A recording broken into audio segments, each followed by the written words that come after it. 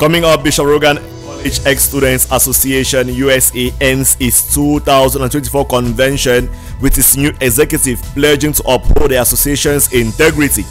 His Lordship Michael Bibi was guest of honor at that convention in Minnesota, where he presided a mass for the ex-students. We also take you through diocesan project speech to see the pace at which renovation works at the Small Support Cathedral is going.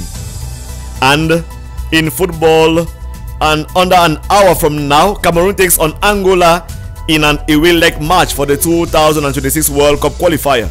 The match kicks off at 8 p.m. in Rwanda, Angola.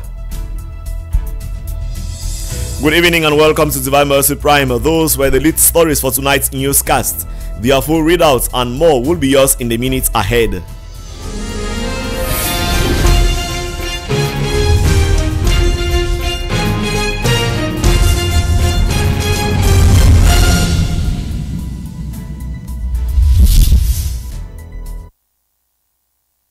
Ex-students of Bishop Rogan College in the USA have wrapped up their 2024 convention with the election of a new team to man the association. The convention took place recently in Minnesota with His Lordship Michael Bibi as guest of honor. In a pontifical high mass, the prelates enjoined them to continue living together as one family. Thanks to Reverend Father Wilson Gamer in the USA, Jude Mbako was about to tell this story. Let's follow this report. Quite a busy time it has been for the Bishop of Boya, His Lordship Michael Bibi, in the United States. From the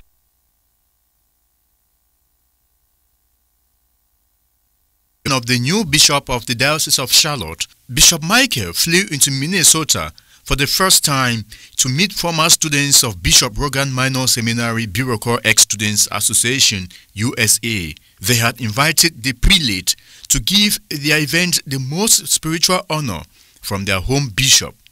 In Minnesota, Bishop Michael met the schoolboys who have become men with different realities, yet with the love and nostalgia of their alma mater. The bishop appreciated them for sticking together all the way, and that's why during the closing mass at St. Peter Parish in Minnesota, the prelate emphasized the need for them to continue reincarnating the spirit of the minor seminary.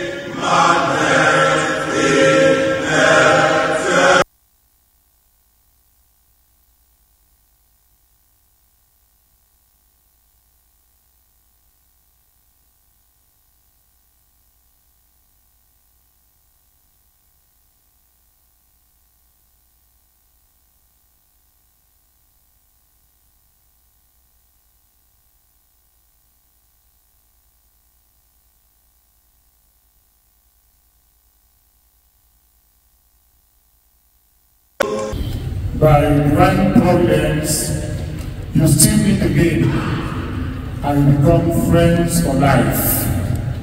And I think that is what we experience in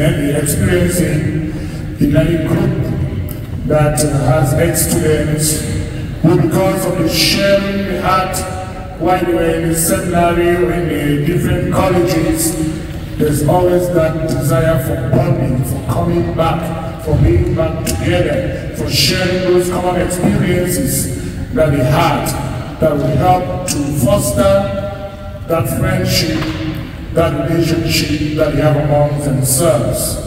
And of course, I heard yesterday, your dream has always been to make sure that everybody is on board, and you should not relent in that effort to see to it that we continue to invite your brothers who are not yet active in the association so that they too can come on board, and together we can continue to be true witnesses of the gospel message by our words. Bishop Michael thanked the ex-students for the support they give to the priests and workers of the church sent to the USA, who also were conspicuously present at the convention. And I want to say that when the priests they come out here too, they have to strive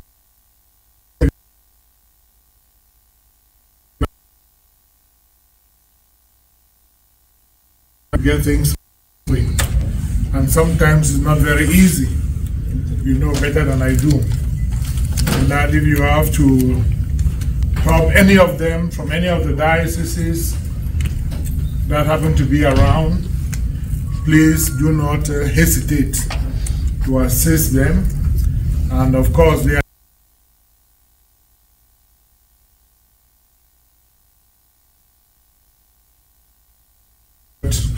to be with you for the rest of the activities till the convention comes to an end. Thank you very much. The 2024 Bureau Corps Ex-Students Association Convention in Minneapolis, Minnesota, USA, also saw the election of a new team to lead the association and headed by the president, Richard Lokumbe. He used the opportunity to introduce his new team. You have made your choice, and if you heard me clearly, I talked about responsibility, accountability, and transparency. This right here is part of responsibility, and then they will show you accountability. We nominated people and they declined because they want to take a break. And these fine gentlemen standing over here have taken that responsibility and they are willing to serve you. So please, put your hands together for my name. While the ex-students of Bureau Corps in the United States put things in order for a successful association in that area, back home, the entire community of Paul is gearing up to a celebration of its Diamond Jubilee this November.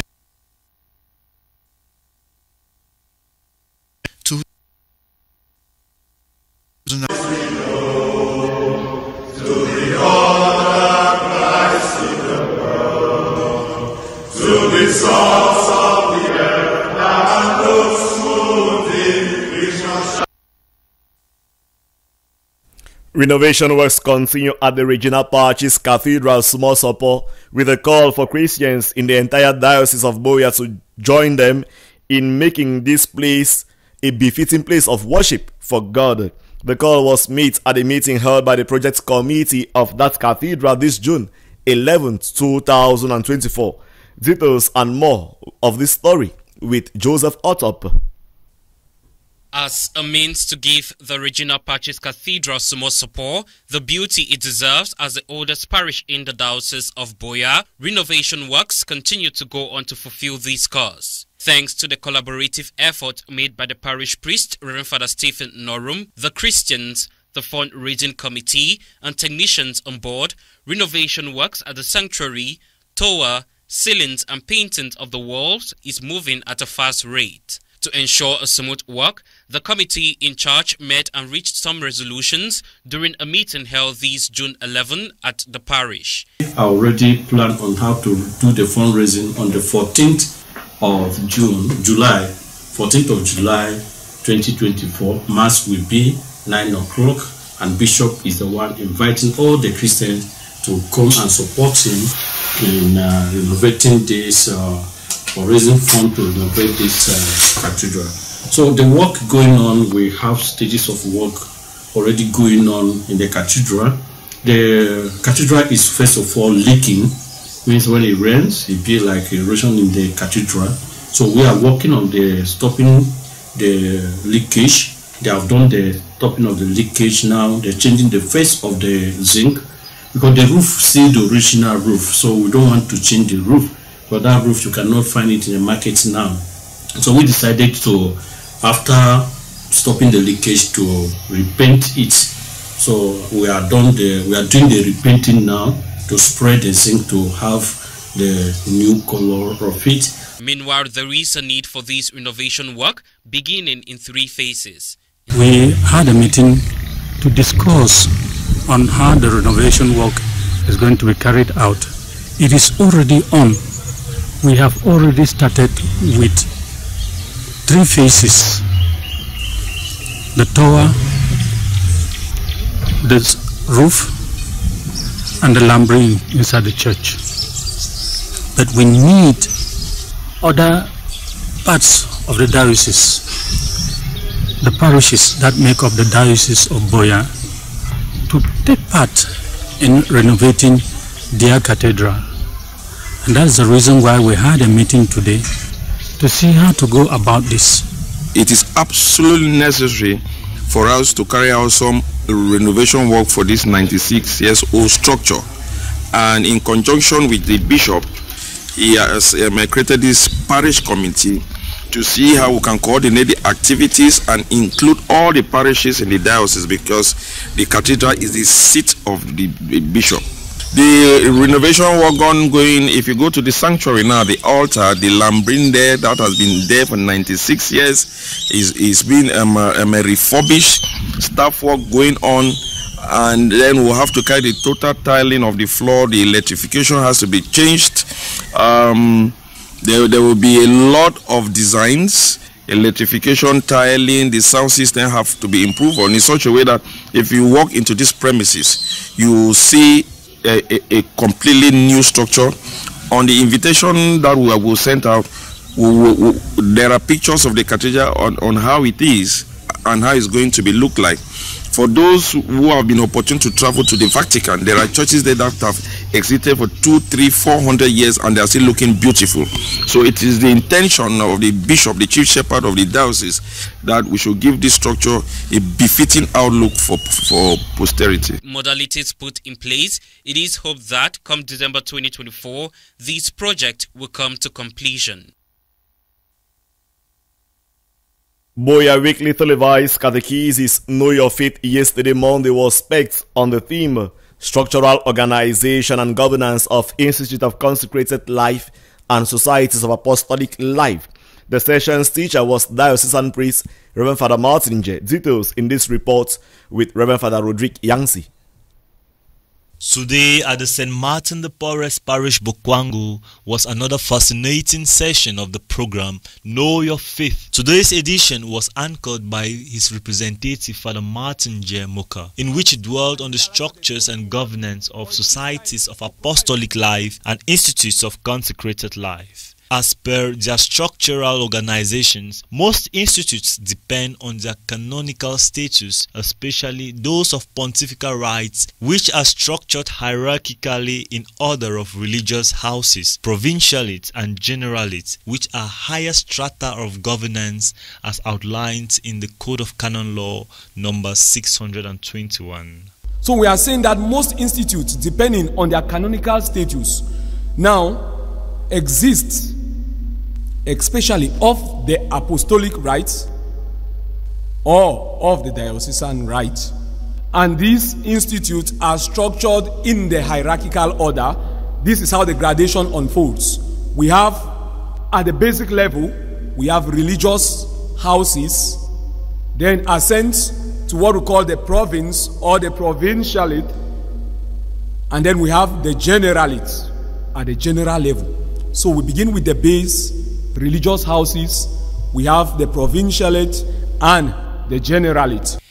As per the governance of societies of apostolic life and institutes of consecrated life, the representative of the prelate, Father Martin J., explains the concept of rightful autonomy in accordance with the norms of the Code of Canon Law 686, paragraph 1 and 2. He explained two things. Firstly, all institutes, whether pontifical or diocesan, enjoy a rightful autonomy in matters of internal governance.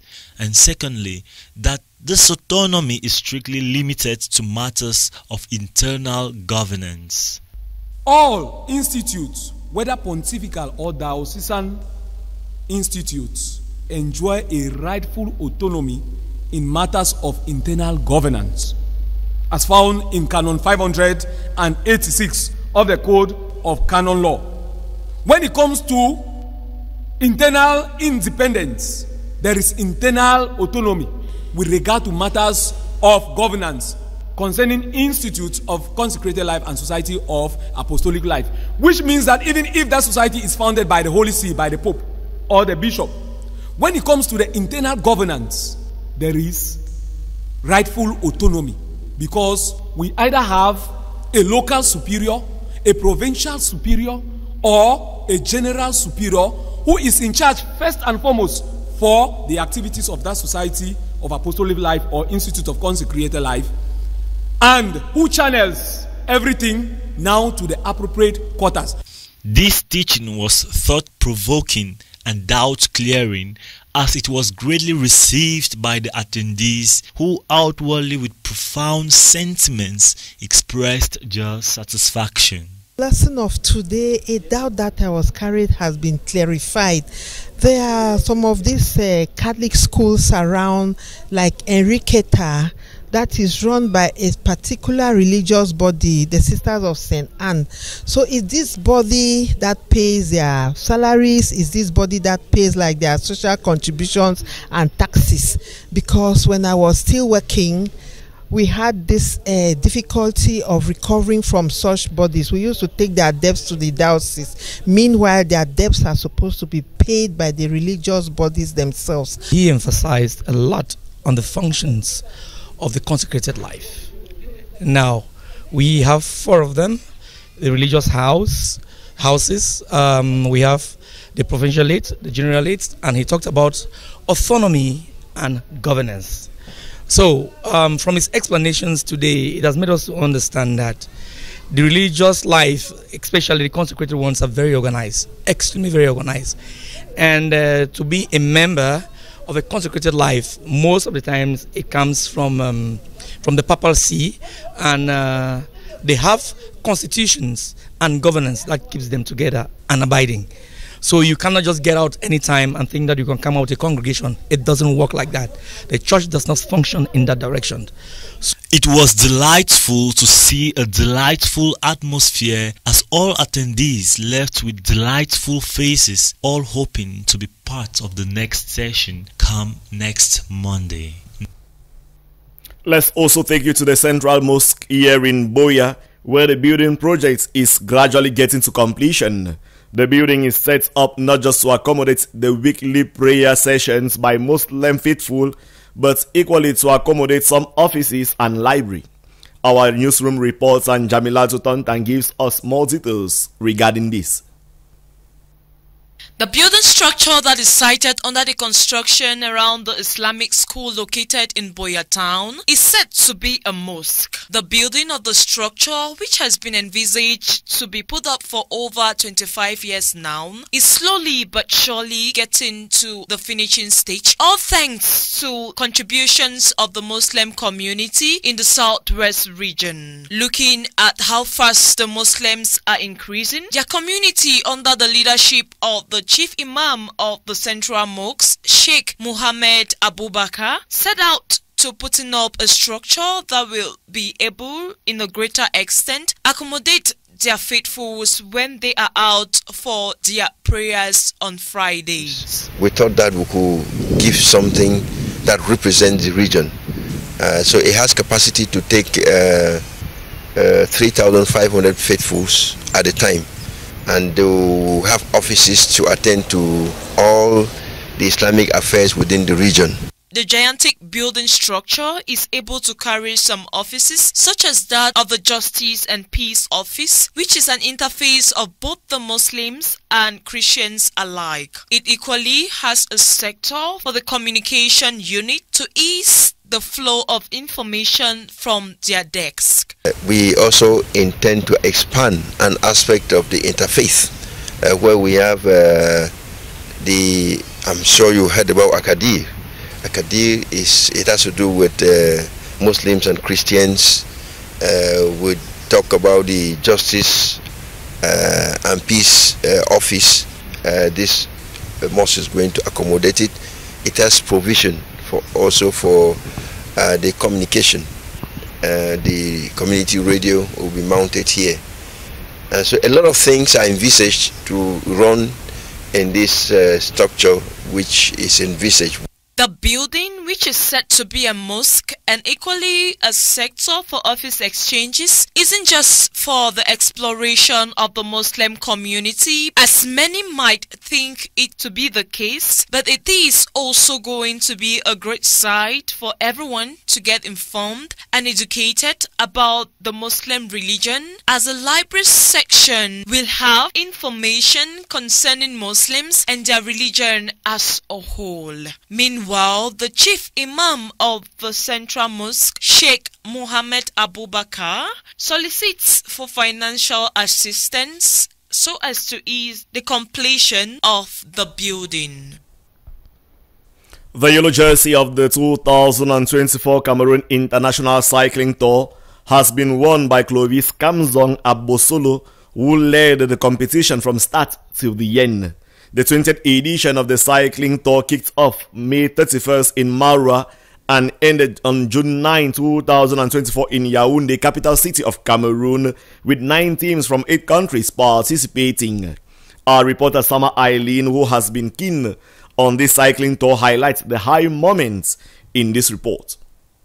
The 2024 edition of the Cameroon International Cycling Tour has come to an end with outstanding performances from Cameroonian, Ivorian, Burkinabe, Moroccan and Algerian cyclists. A total of 40 cyclists from professional cycling clubs from Europe and Africa took part in this international cycling event. Renowned Cameroonian cyclist Clovis Kamzong Abosolo snatched the yellow jersey during the first lap in Marwa and kept it throughout the cycling tour till the end. Kamzong finished first in the opening and fifth laps of the race, maintaining a lead in the overall classification, which summed up to 20 hours 59 minutes 9 seconds. Other cyclists who stood out include Burkinabe Vincent Mouni, who emerged second in lap 6 and winner of the 7th. Dutch cyclist Kanisa Goldwyn, who won 3rd lap. Ivorian Cissé Isiaka, who finished 4th and is winner of the 6th lap. Moroccan cyclist El Oudmani Mehdi, second winner of the 3rd lap, and Algerian Mouni Osama, winner of 2nd lap. The 8th lap saw 40 riders leaving Yaoundé for Ngomezap. The 9th and last lap of the 20th edition of the International Cycling Tour of Cameroon took place along the Ngulema-Kong-Yaoundé Highway over a distance of 107.7 kilometers on June 9. This lap covered the south and central regions of Cameroon. The fight for the yellow jersey was tight, especially between Algerian, Cameroonian, Moroccan and Burkinabe teams. 2 cyclists, Tijela Jans from Global Cycling Holland and Futsing Claude Harold from the SNH Velo Club, abandoned the race. The cyclists arrived at the 20th May Boulevard in a group. Bert Cissé Isiaka from Côte d'Ivoire crossed the finish line first in 2 hours 26 minutes 30 seconds. He was followed by Ben Youssef Abdallah from Algeria and Mouni Vincent from Burkina Faso with same time record. Clovis Kamzong Abosolo from the SNH Velo Club finished on the 4th spot with the same time record.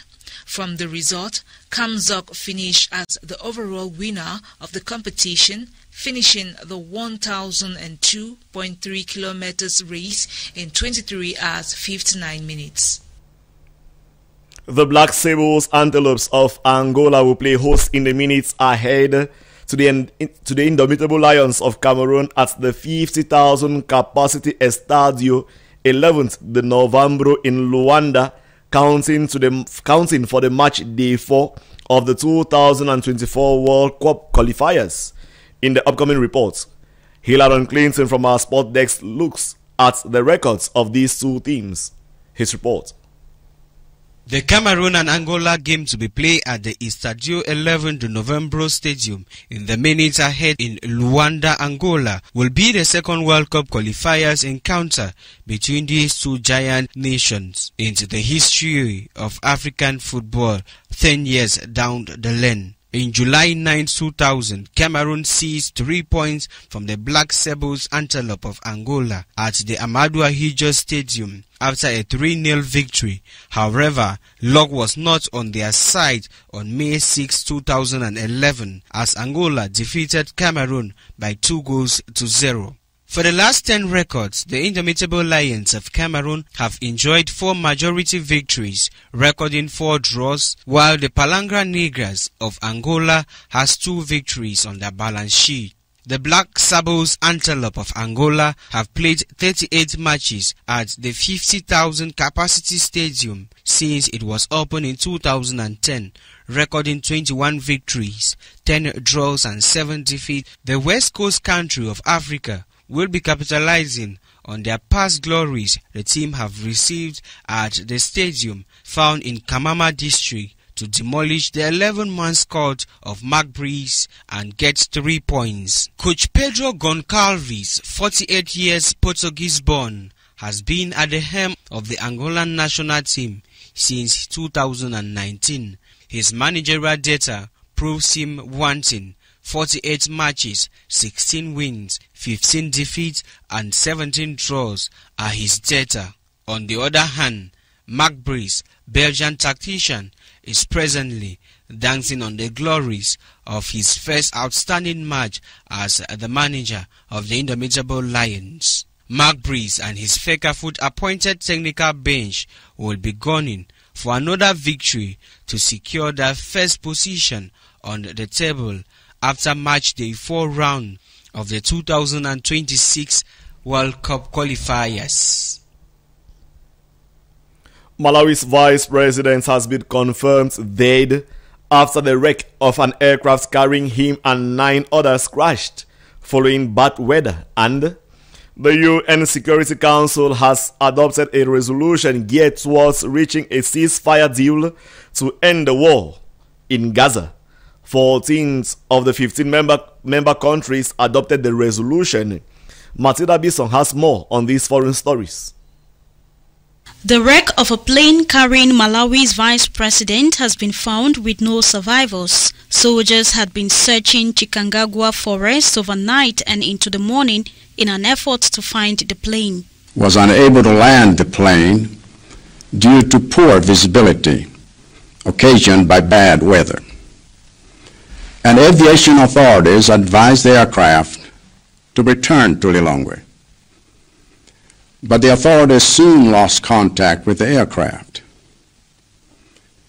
The MDF commander contacted me immediately, and I ordered him to effect a search and rescue operation. Saulos Chilima and 9 others were flying within the country on Monday morning when their aircraft disappeared from airport radars. The plane, a military aircraft, was flying in bad weather. The vice president and president come from different parties, but the two teamed up to form an alliance during the 2020 elections. Dr. Chilima, aged 51, was on his way to represent the government at the burial of former government minister Ralph Kasambara, who died 4 days ago. Russian Foreign Minister Sergei Lavrov on Monday held bilateral talks with his counterparts from Brazil, South Africa, Iran, Laos, Thailand and Ethiopia on the sidelines of the BRICS Foreign Ministers Summit in Nizhny Novgorod, Russia. The 2-day summit of 10th and 11th of June comes ahead of a major BRICS summit in October when leaders of the member countries will meet in the Russian city of Kazan during Russia's year of chairmanship. Iran's acting foreign minister Ali Bagheri thanked Lavrov for Russia's condolences after Iranian President Ibrahim Raisi and other government officials died in a helicopter crash in May. Lavrov confirmed that Moscow supports Iran's commitment to the continuity of their relations and the unchanging attitude towards the development of mutually beneficial cooperation in all areas. Security Council on Monday, June 10, adopted a resolution aimed at reaching a comprehensive ceasefire deal in 3 phases to end the war in Gaza. The resolution, penned by the U.S., received 14 votes in favor at the 15-member council. The Palestinian ambassador to the UN welcomed the reference that the occupied Palestinian territory, including the Gaza Strip, is part of the land of the State of Palestine. Now the burden is on the Israeli side to implement this resolution and to have the ceasefire immediately in place, and also to have the exchange, including the release of Palestinian prisoners, and to make this ceasefire a permanent ceasefire. The plan announced by Joe Biden on May 31 would begin with an initial 6 weeks ceasefire and the release of Israeli hostages in exchange for Palestinian prisoners. Russia abstained, saying there was a lack of clarity over what exactly Israel had signed up to in the resolution. That report concludes Divine Mercy Prime tonight. But before we part ways, let's review the lead stories once more. Bishop Rogan College Ex-Students Association USA ends its 2024 convention with its new executive pledging to uphold the association's integrity. His Lordship Michael Bibi was guest of honor at that convention in Minnesota, where he presided a mass for the ex-students. We also took you through diocesan project speech to see the pace at which renovation works at the Small Support Cathedral is going. And in football, under an hour from now, Cameroon takes on Angola in an away leg match for the 2026 World Cup qualifiers. The match kicks off at 8 p.m. in Luanda, Angola. Thank you for watching Divine Mercy Prime. Stay tuned for more interesting and beautiful programs at DMR TV. Up next shall be Mountain Echoes. Have a restful and beautiful evening. Good night.